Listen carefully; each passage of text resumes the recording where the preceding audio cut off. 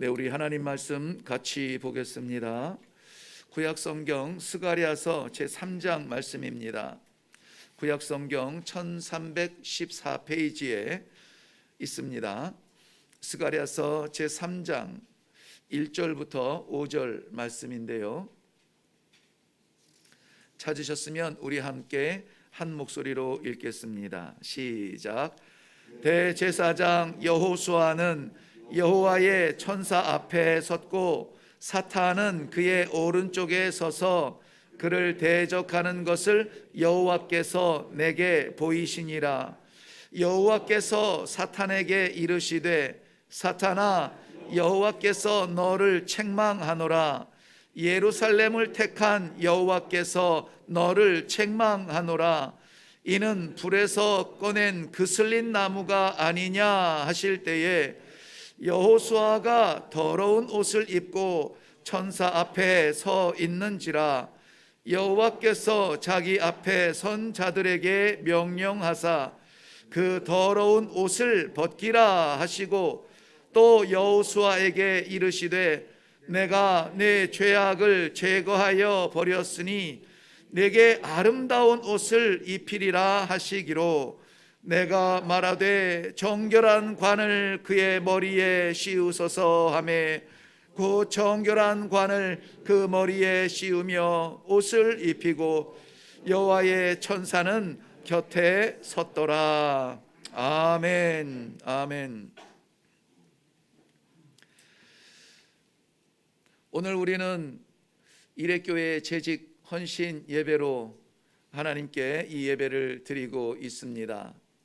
재직, 직분을 받았다 하는 것, 누구나 다 알고 인정하는 것처럼 교회에서 받는 직분은 사람에게 받는 것이 아닙니다. 우리가 성도된 것이 하나님의 은혜로 된 것처럼 우리에게 직분을 맡기신 것도 나보다 더 잘 아시는 하나님께서 가장 적절한 때에 맡기신 임무요 사명입니다.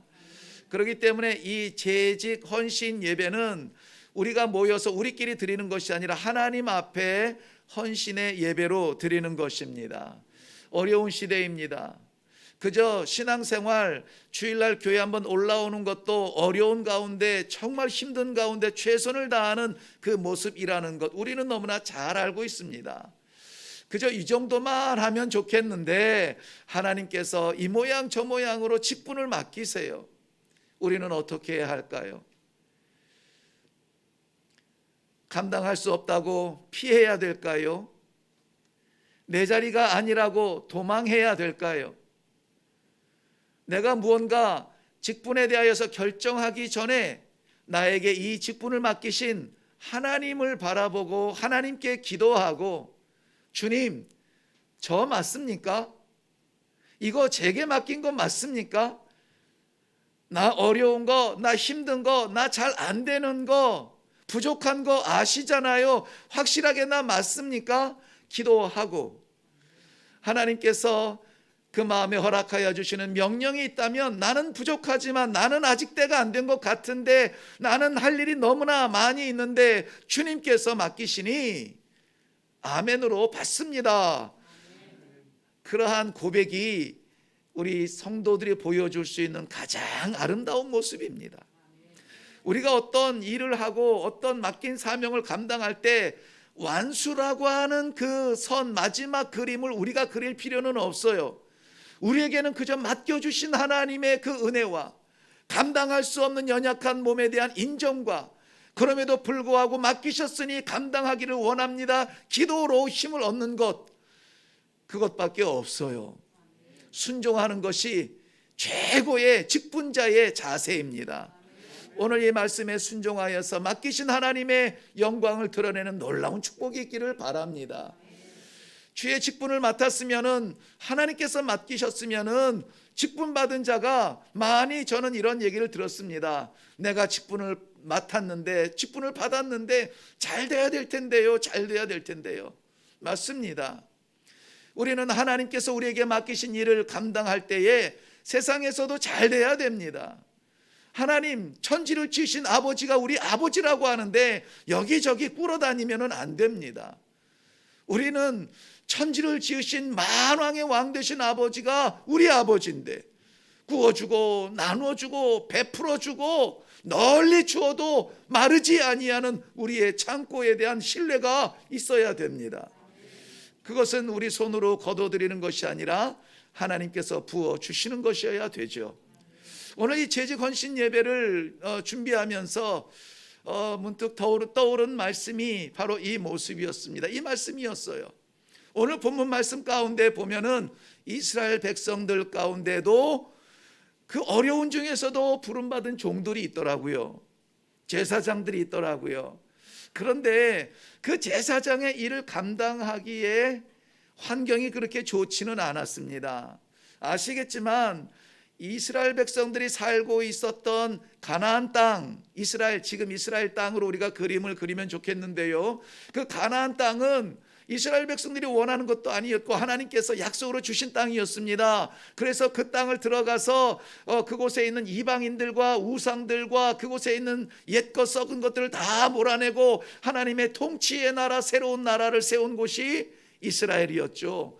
그런데 완전하게 전멸시켜야 됐던 그 찌꺼기들을 남겨놓고 어찌했든 우리 인성의 부족함으로 말미암아 하나님의 명령을 완수하지 못하는 그 작은 틈바구니를 타고 들어온 이방인의 습관들, 우상 숭배들 때문에 결국은 그 땅을 차지했던 이스라엘 백성들이 무너지죠.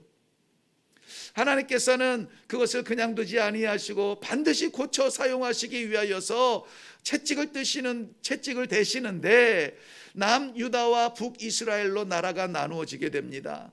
나라가 나누어져서 북이스라엘은 넓은 땅을 가졌지만 남유다보다 먼저 주전 522년에 아수르에 의해서 멸망을 당하고 무너지게 됩니다. 예루살렘 중심으로 남겨진 작은 유다마저도 주전 756년에 하나님께서 바벨론을 통하여서 무너뜨리시죠. 흔적 없이 사라진 하나님의 백성, 하나님의 나라, 자그마치 70년 동안을 바벨론 포로로 끌려가서 살게 됩니다. 그런데 때가 되매 어떤 때일까요? 하나님께서 정하신 때가 되매 이스라엘 백성들을 예루살렘으로 다시 돌려보내십니다. 하나님은 그의 백성들을 때리실 때에 완전히 멸망시키기 위해서 때리시는 것이 아니라 가르쳐 일으켜 세우기 위하여서 때리신다는 사실을 우리는 아셔야만 됩니다. 마치 어머니가 그 자녀들을 고운하게 자는 자녀들 조금만 더 자고 싶은데 기어코라도 깨워서 일어나 밥 먹여서 학교 보내는 것이 사랑이에요. 하고 싶은 대로 아이 원하는 대로 그래 피곤하니 더 자라, 하기 싫으니 그만둬라, 그래 나중에 할래 나중에 해라, 그 성숙하지 않은 아이 마음대로 할 수 있도록 눕혀놓는 것이 사랑이라고요? 아닙니다. 아이를 죽이는 길입니다. 사랑의 방편은 이렇게 다를 수가 있어요. 하나님께서 우리를 이 시대를 살아가는 일회교회와 이 시대를 살아가는 성도들을 깨우시기 위하여서는 어떠한 방편으로도 사용하시는데 때로는 아파요. 때로는 무겁습니다. 때로는 쉽게 감동으로 할 수 없는 일들을 맡기세요. 내가 지금 그거 할 때가 아닙니다. 내가 지금 그거 감당할 수 있는 상황이 아닙니다. 그런데 하나님께서는 맡기신단 말이죠. 이스라엘 백성들 70년 동안을 저 이방인의 그 속에서 포로가 되게 하신 하나님, 기어코라도 돌려보내시기 위하여 예루살렘으로 불러주십니다. 예루살렘으로 돌아온 백성들이 가장 먼저 했던 일이 무엇인지 아시죠? 성전을 재건하는 일이었습니다. 불타고 무너진 이 성전, 70년 전에 망가진 이 성전, 흔적도 없을 것 같은, 아마 흔적이라도 있으면 더 마음이 아팠겠죠. 그것을 다시 재건하는 것이 임무였습니다. 그런데 뜻을 가지고 이 하나님의 성전을 재건하려고 하는 아름다운 뜻도 완수하지 못하고 6개월 만에 손을 놔버립니다. 왜 그랬을까요? 함께 성전 건축하고 싶어서, 야 우리도 너희 형제였는데 하나님의 성전이 예루살렘에 세워진다니 우리도 같이 하자. 사마리아 사람들이 와서 동참하기를 원합니다. 그런데 이스라엘 백성들 바벨론 속에 바벨론에 끌려가서도 마지막까지 우리는 비록 포로로 끌려왔지만 하나님의 백성이므로 이것을 잃어버리면 안 됩니다. 이 거룩하고 이 신성한 우리의 정통을 지켜야 됩니다. 회당을 통하여서 지켜오던 이스라엘 백성들에게 남아있던 사마리아 사람들은 생존을 위해서 남았는지는 모르겠지만 우리가 없는 사이에 이민족 저민족 들락달락하면서 섞여버린 더러운 피, 거룩하지 못한 성결의 피로 지켜지지 못한 그걸로 거룩하신 하나님의 성전을 지을 수가 없으니 당신들과 함께 할 수 없습니다 하고 거절을 하게 됩니다. 그것에 분노한 사마리아 사람들은 이 성전 건축을 방해하죠. 아니나 다를까 그들의 방해로 말미암아 16년 동안이나 성전 건축은 중지가 됩니다. 하나님의 아름다운 꿈을 위해서 우리가 무엇인가 해보려고 할 때에 길이 쫙쫙 열리고 마음에 감동이 되고 모든 사람이 하나가 돼서 해봅시다 일어나도 방해가 있어요. 방해가 있습니다. 예루살렘 성전이 완공된 이후에 사실은 포로에서 예루살렘으로 돌아왔을 때에는 무너진 집부터 지어야죠. 당장에 살아야 되니까. 무너진 성벽부터 세워야죠. 당장에 지켜야 되니까. 그리고 나서 안전이 보장이 되면 그 안에 성전을 짓든 뭐든 해야 되는데 이게 순서가 완전히 바뀌었어요. 성전부터 짓는 거예요. 나라의 회복을 위해서 유능한 정치가들이 나오면 될 것 같습니까? 나라의 회복을 위하여서 든든한 재정이 보장이 되면 될 것 같습니까? 나라의 회복을 위하여서 문화적으로 세계에 우뚝 서서 10대 강국이 되면 될 것 같아요? 아닙니다. 하나님과의 질서가 먼저 세워져야 됩니다. 하나님과의 이 믿음의 집이 먼저 세워져야만 됩니다. 그리고 나서 하나님께서 예루살렘 성벽을 다시 보수하도록 하십니다. 그리고 나서 이 예루살렘 성벽이 보수가 된 다음에 비로소 예루살렘은 구세주 예수 그리스도가 오실 수 있도록 준비가 되는 것을 우리는 역사를 통해서 알 수가 있습니다. 이스라엘 포로에서 돌아온 백성들 한번 보세요.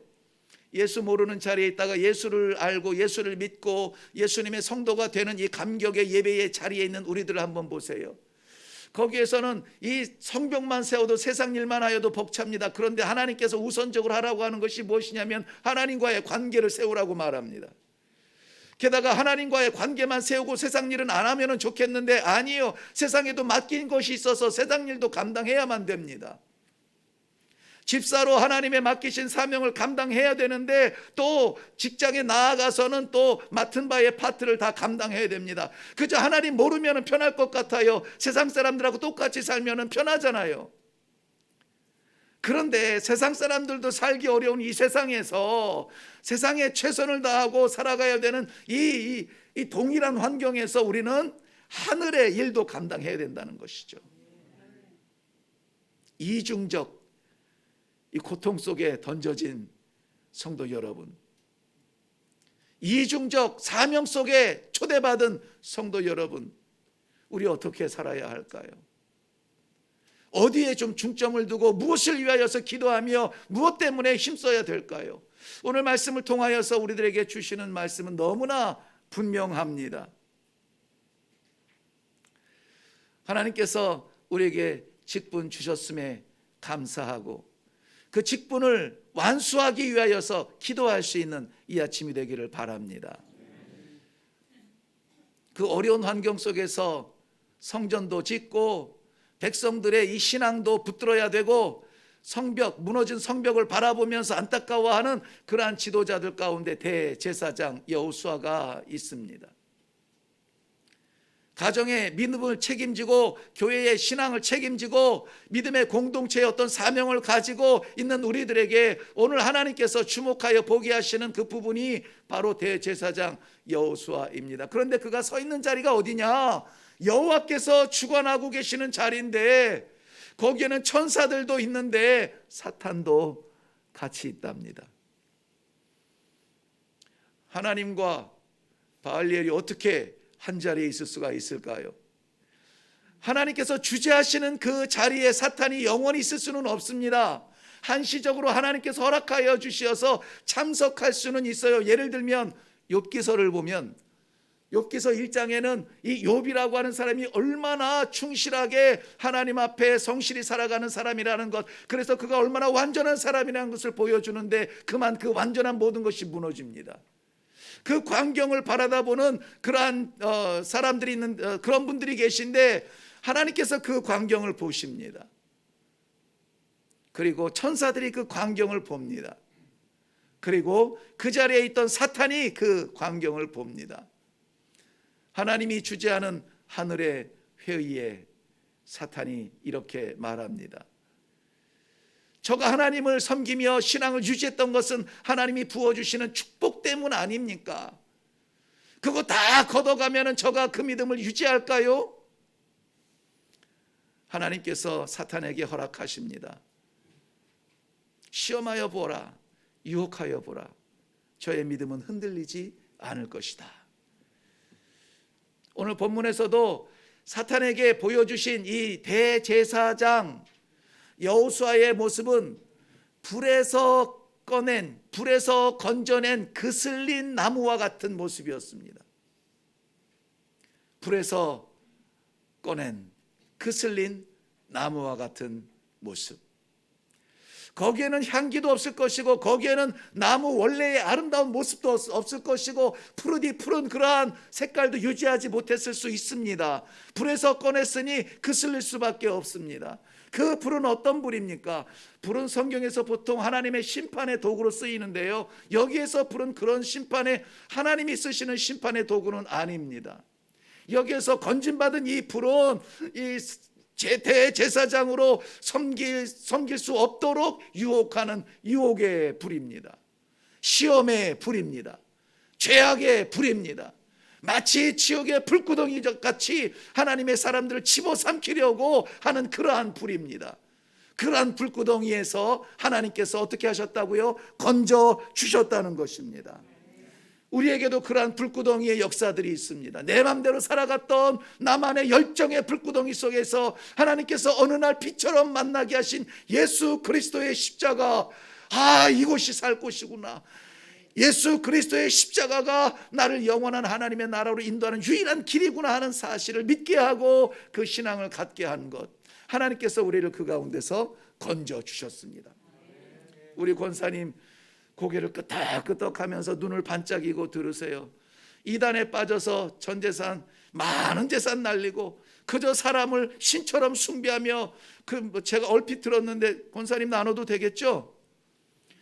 목사님 한 번 만나는데 수백만 원, 수천만 원짜리 그런 수백만 원짜리겠지만 식사를 나누고 봉투를 넘기고 이러면서 인정받아서 아이고 나는 권사도 아니에요 말하는 그러한 간증을 몇 차례 들었습니다. 그것이 하나님의 자리일까요? 사람의 자리일까요? 그런 불구덩이에서 하나님께서는 건져주셔서 말씀 앞으로 세우시고 예수 그리스도 십자가 외에는 다른 것 바라보지 아니하도록 믿음의 동지들을 붙여주시고 이 신앙생활을 할 수 있는 것, 권사님 한 분만의 간증이 아니라 우리 모두의 간증입니다. 저라고 나아서 괜찮아서 준비돼서 이 말씀 사역을 감당합니까? 하나님 앞에 말씀 사역자로 헌신하며 하나님께서 나를 그렇게 부르신다라고 하는 확신이 있을 때에 나는 인생의 가장 바닥에 있었습니다. 자랑했던 건강들이 다 떠나가고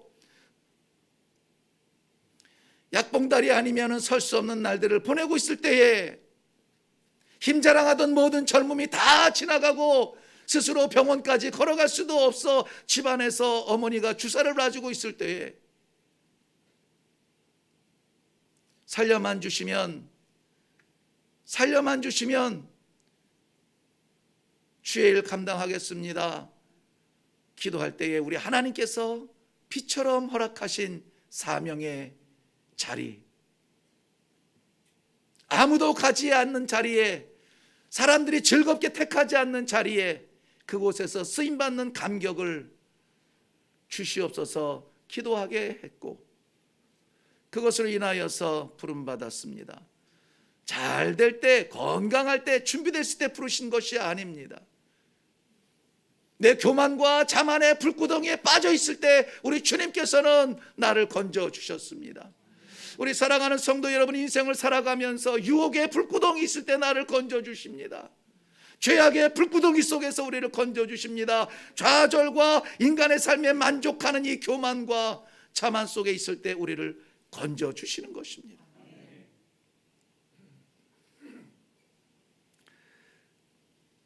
나무가 불구덩이에 던져졌다면 태워지는 것밖에 할 것이 없습니다.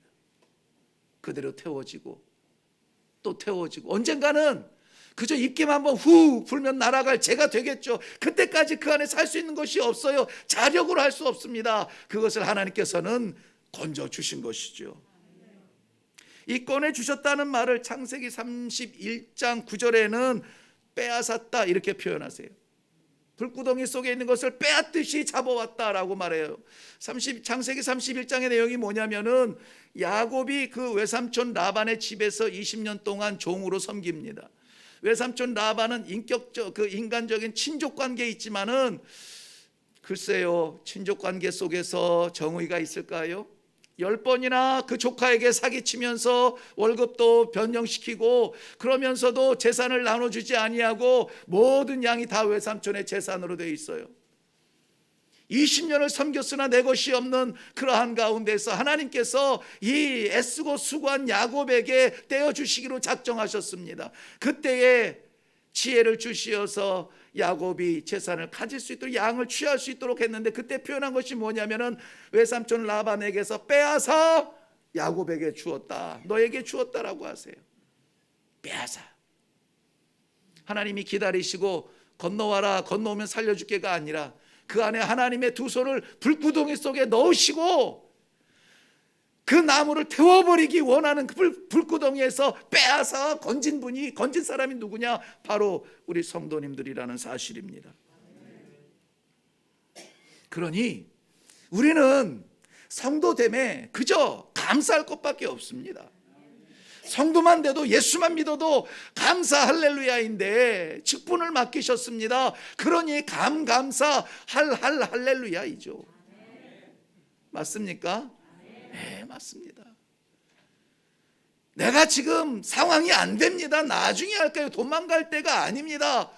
덜컥 덥석대고 감사 할렐루야. 꺼내주시지 않았으면 우린 다 됐을 것입니다.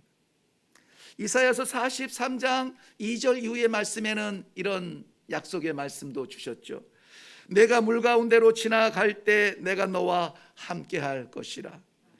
강을 건널 때에 물이 너를 침몰하지 못할 것이며 내가 불 가운데로 지날 때에 타지도 아니할 것이요 너를 사르지도 아니할 것이라. 어떻게 해요? 내가 너와 함께 하리라. 내가 너와 함께 하리라. 아니면은 죽을 것 같은데 하나님 말씀 순종해서 그 손에 붙잡히면은 어떻게 됩니까? 강도 건너고 바다도 건너고 불길도 건너서 하나님의 은혜의 보좌 앞에 나갈 수가 있는 것입니다. 건져 주실 것을 믿는 마음으로 바라보는 것이 아니라 시차를 잘 적응하셔야 됩니다. 건져 주셨으니 감사합니다예요.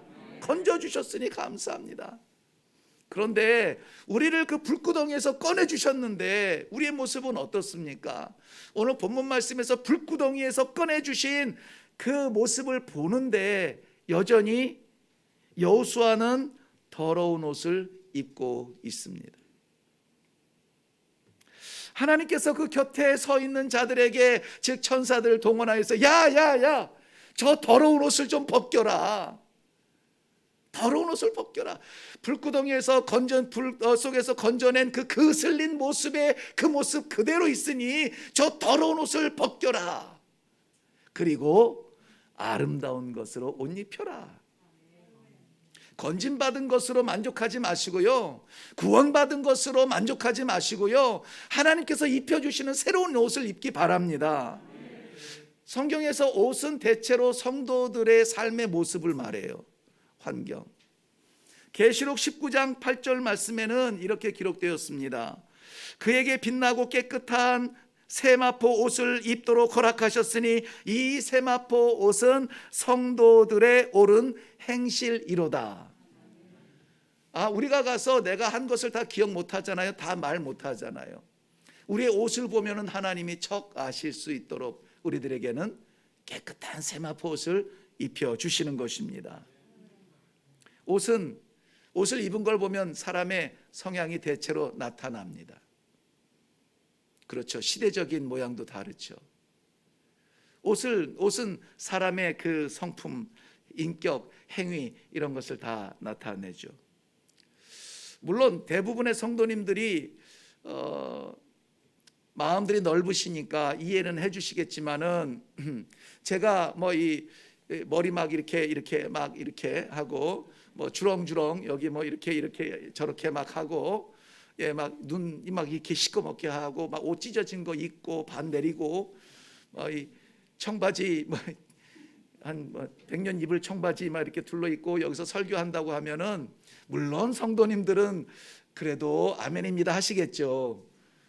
그 제가 제정신으로 그렇게 할 수 있을까요? 모르겠어요. 지금 이 시대는 아무튼 저는 못할 것 같아요. 저는 못합니다. 성도님들이 이해해 주셔도 저는 그렇게 안 입을 겁니다. 기대조차 하지 마세요. 왜냐하면 옷은 사람의 정신을 보여줍니다. 창세기 3장에 보면은 사람이 만 가지를 받고 그 한 가지 욕심 때문에 선악과를 따잖아요. 하나님이 너무 섭섭하시죠. 왜냐하면 그 한 가지는 하나님과의 마지막 약속이었거든요. 먹으면 정령 죽는다. 만 가지 다 먹어라. 얘는 안 된다 했는데 그것을 먹은 거거든요. 그거 뭐 이 조각 하나 먹은 게 큰 죄입니까? 하나님과의 약속이 깨진 거니까 죄죠. 근데 그것을 먹고 잠깐 아삭아삭 이었는지 오물오물이었는지 몰라도 잠깐 만족을 했지만은 그 뒤에 찾아온 두려움, 내가 하나님 앞에 범죄하였구나. 그래서 자기의 부끄러움과 자기의 죄의 됨을 가리기 위해서 어떻게 합니까? 나뭇 잎사귀 갖다가 자기의 부끄러운 것을 가리죠. 나뭇 잎사귀로. 이거 오래가지 못합니다. 우리가 안 그런 척 할 수 있어요. 오래가지 못합니다. 선한 모습으로 나타날 수 있는데 오래가지 못합니다. 그 오래가지 못할 우리의 인격으로 옷 입히시지 아니하시고 하나님께서는 가죽 옷을 입혀서 그 부끄러움을 가려 주셨어요. 왜 가죽 옷일까요? 가죽 옷은 짐승에게서 나온 가죽 옷은 그 가죽을 얻기 위해서 짐승은 생명을 잃고 피를 흘려야 됩니다. 누군가의 생명, 누군가의 보혈에 의지 아니하지 않으면 가려질 수 없는 우리의 부끄러움. 그래서 하나님이 입혀주신 그 옷은 우리를 영원토록 가려주시는 예수 그리스도의 십자가의 보혈의 피가 되었던 것입니다. 우리 잘 아는 누가복음 15장에 있는 말씀 가운데에 잃어버린 탕자가 돌아옵니다. 아버지의 재산, 눈이 시퍼렇게 살아있는 아버지한테 유산 떼달라고 먼저 얻어가지고 가서 친구들과 진탕 먹고 마시고 그리고 이 모든 재산을 다 허비해버린 그 아들, 나중에는 갈 곳이 없어서 돼지 먹이는 그러한 종 머슴으로 살다가 돌아온 그 아들이 돌아왔는데 아버지가 어떻게 합니까? 첫 번째 한 것이 목을 끌어안고 이 아들을 반깁니다. 그리고 한 일이 옷을 벗기죠. 돼지와 뒹굴던 그 더럽고 냄새나는 옷을 벗겨라. 그리고 가장 좋은 옷으로 입혀라. 신분의 회복이죠. 신분의 회복입니다.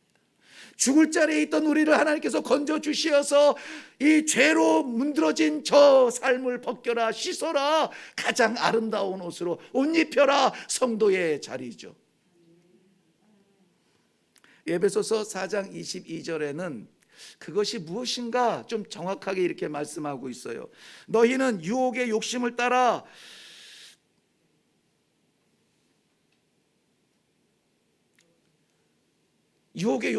세상을 향해 가는 구습을 쫓는 옛사람을 벗어버리고, 벗기고 싶었던 게 이거였습니다.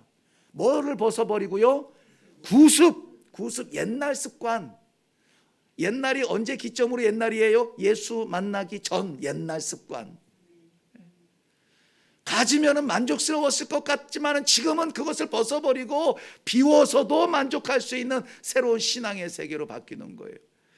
예수를 믿었는데도 아직 구습을 버리지 못하는 그러한 성도들이 공통적으로 느끼는 것이 있습니다. 신앙이 성장이 안 돼요. 신앙이 성장이 안 됩니다. 찬양이 변화가 안 됩니다. 말씀의 은혜가 잘 안 돼요. 이해는 되는데 은혜가 안 돼요. 말씀은 이해하려고 듣는 것이 아니라 은혜 받고 감동받아 하나님의 말씀대로 살자고 서원하는 자리까지 나아가야 말씀의 역사인 것입니다. 그런데 잘 안 돼요. 왜 그렇습니까? 구습이 남아 있습니다. 찌꺼기가 남아 있습니다. 23절 오직 너희의 심령이 새롭게 되어 하나님을 따라 의와 진리의 거룩함으로 지으심을 받은 새 사람을 입으라. 새 사람을 입으라. 우리 다 새 사람을 입었습니다. 옛 구습을 다 버렸습니다.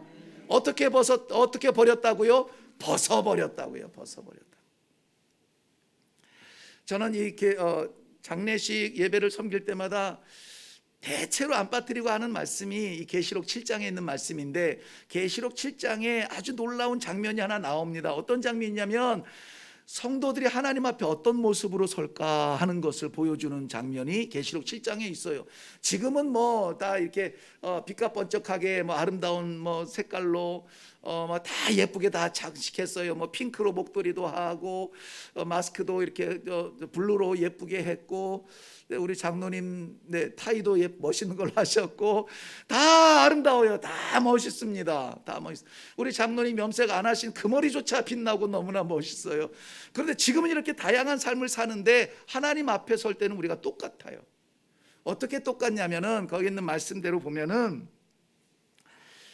이 흰옷 입은 자들이 누구인가 질문하시는데요, 이는 큰 환난에서 나오는 자들인데 어린 양의 피에 그 옷을 씻어서 희게 하였나이다. 우리가 하나님 앞에 설 때는 딱 한 가지 옷을 입습니다. 어떤 옷이냐면은 하얀 옷인데 우리의 모든 찌꺼기 같은 죄악들, 생각들, 오염된 것들, 변질된 것들, 막 이런 것들 막 더덕더덕 붙어있던 것들을 예수 그리스도 어린 양의 피로 싹 씻어서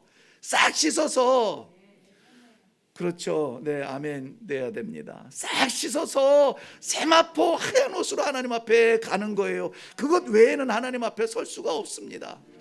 사랑하는 성도 여러분, 우리 구습을 벗어버릴 수 있기를 바랍니다. 특별히 재직들은 명심하시고 이 말씀을 받으세요. 구습을 벗어버리고 예수 그리스도를 믿는 새 사람을 입어야 합니다. 왜요? 우리 하나님께서 우리의 더러운 옷을 벗기고 새 옷 정도가 아니라요, 오늘 본문에서 그랬잖아요, 아름다운 옷으로 입혀라 그랬습니다. 우리는 아름다운 옷을 입은 것입니다. 자, 이렇게 하나님께서 우리를 새롭게 하시고 나서 마지막으로 잊지 않는 말씀이 있습니다. 재직의 삶, 성도의 삶, 하늘과 땅의 이 두 가지 일을 감당하는 것은 쉽지 않은 일입니다. 그렇지만 이 일을 마쳤을 때에 하나님의 약속이 놀랍습니다. 오늘 본문에서 살짝 보여주시는 것은 저에게 아름다운 면류관을 씌워줘라 라고 말씀하세요. 그 면류관은 무엇이냐? 정결의 관이라고 했습니다. 정결의 관, 성결의 관, 거룩한 관, 여호와 앞에 성결, 어디 갈 때 쓴다고요? 지성전으로 대제사장이 들어갈 때에 여호와께 성결, 이 금패 붙인 것이 나의 이름표가 되어서 하나님 앞에 나아가는 것입니다. 오늘 그 정결의 관을 하나님께서 씌워 주신다고 약속해 주고 계십니다. 레위기 10장 10절 말씀에 제사장이 의식이 정결하게 되어서 머리에는 반드시 모자를 쓰게 되어 있는데요, 그 모자 앞에 금패로 붙이는 것이 여호와께 성결이었습니다.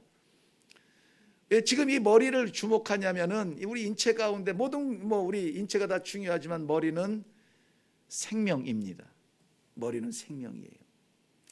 온 몸이 짓밟혀도 머리를 짓밟으면은 완전한 사망이 됩니다.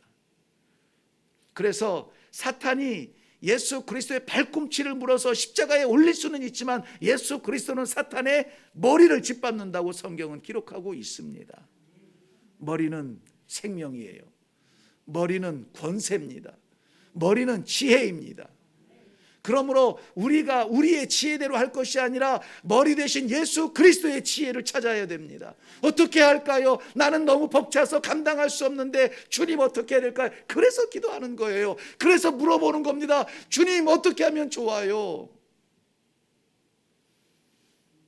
숫자에 매여서 숫자 계산하다가 돌아서지 아니하고 주님 어떻게 하면 좋습니까?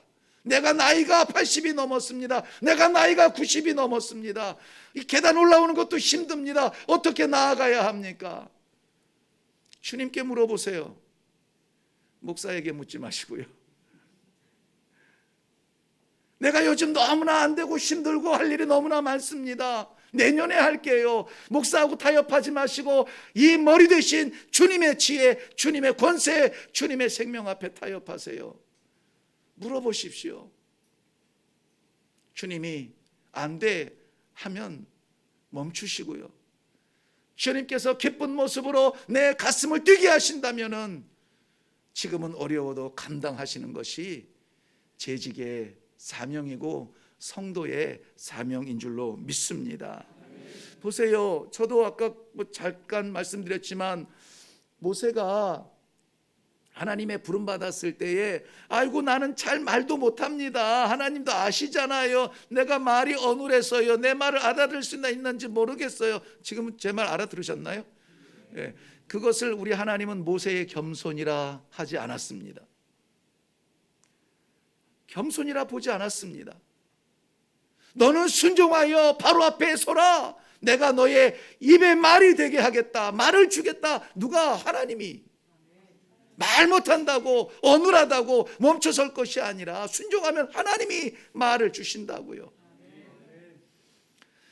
광야 생활 40년 동안에 200만 명 되는 이스라엘 백성을 이끌고 앞으로 나아간 그러한 지도자였습니다. 바로 그 곁에서 그 지도자의 삶을 바라보았던 사람이 여호수아입니다. 여호수아가 볼 때에 야, 지도자는 쉬운 일이 아니구나. 여기서 이 사람 저기서 저 사람 이 모양 저 모양으로 날마다 찾아오는 그 문제거리, 야, 지도자는 진짜 힘든 거구나. 정말 그래도 저 모세 우리 지도자가 대단하시다라고 따라왔는데 어머나 덜컥 모세가 죽습니다. 200만 명 되는 이스라엘 백성들을 놓고 모세가 죽어요.